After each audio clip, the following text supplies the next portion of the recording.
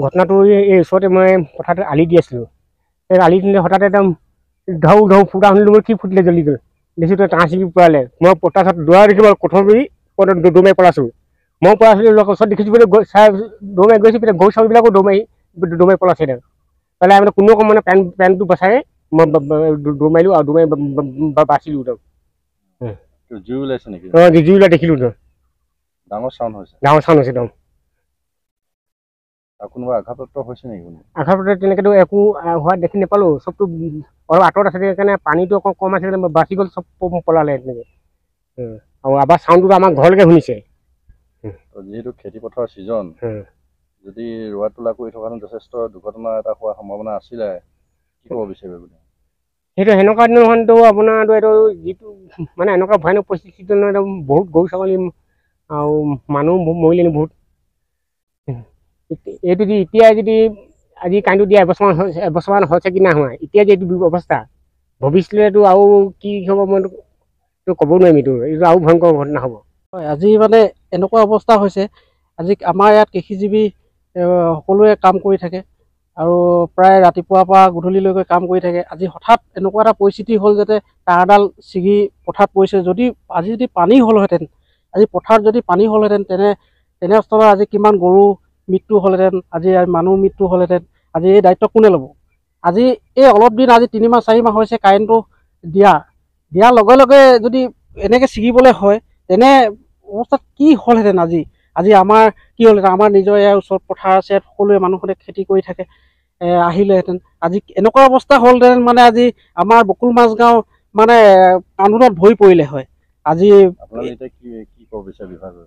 এতিয়া বিভাগক মানে আমি যি কণ্ট্ৰেক্টাৰক কাম দিয়া হৈছিলে তেখেতলোকক আমি দায়ী কৰিছোঁ, যাতে এনেকুৱা কাম কৰি গৈছে। আজি এনেকুৱা অৱস্থা হৈছে। আজি মানে পানী ঠাৰ নচৰা অৱস্থা হ'লহেঁতেন আমাৰ বকুল মাজগাঁওবাসী ৰাইজৰ।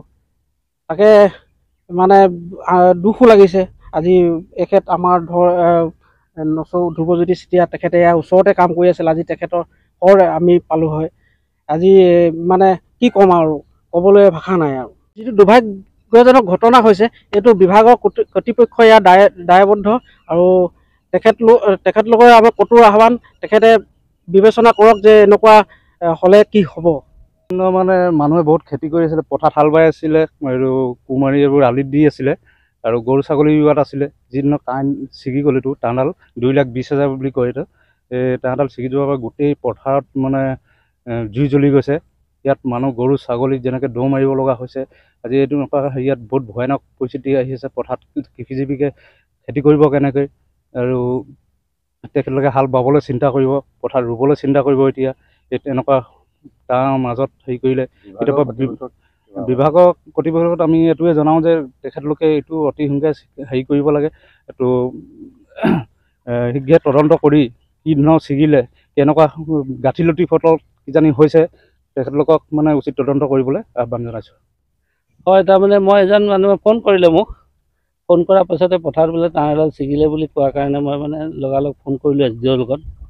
SDOৰ ওচৰত ফোন কৰি লাইনটো ডিছকানেক্ট কৰালোঁ, লাইনটো ট্ৰিপ কৰাই দিলোঁ। তাৰপিছত ইয়াত আচলতে মানে সদ্যহতে কি হ'ল, ডিছত যিটো বস্তুটো লাগি থাকে, সেই ডিছৰ গ্ৰিফৰ পৰা শ্লিপ হৈ এৰি গ'ল। এইটো হ'ব নালাগিছিলে। যিটো কণ্ট্ৰেক্টৰে কামবিলাক কৰিলে, অলপ ভাল চাই চিতি কৰিব লাগিছিলে যে এইটো বহুত ডাঙৰ লাইন হয়, 220 লাইন, 2,20,000। এইটো খেতি পথাৰৰ ছিজন, গতিকে এই ছিজনত ধৰক কৃষকসকল পথাৰত আছিলে। গতিকে কেনেবাকৈ যদি কিবা কাৰণত যদি কৃষকসকলৰ এনে অৱস্থা হ'ল বা মৃত্যু মুখত পৰিলে, তাত দায়ী আপোনালোকে ল'ব পাৰিব? নহয়, এইটোতো তেনেকৈ দায়িত্ব ল'ব নোৱাৰি। কেলে এই বস্তুটো হৈ গ'ল এটা, মই APDCLৰ ফালৰ পৰাই কৈছোঁ বাৰু, কিন্তু কথাটো হ'ল এক্সিডেণ্ট হৈছে তো, আৰু যিটো কণ্ট্ৰেক্টাৰে কামবিলাক কৰিলে সেই কণ্ট্ৰেক্টাৰজনক দায়ী হ'ব লাগিব। তেওঁলোকে গাফিলতি কৰিছে, তেওঁলোকে বস্তুটো সম্পূৰ্ণকৈ ভালকৈ কৰা নাই, আৰু গতিকে মানে তেওঁলোকৰ গাফিলতিৰ পৰা এইটো হ'ব পাইছে আজি।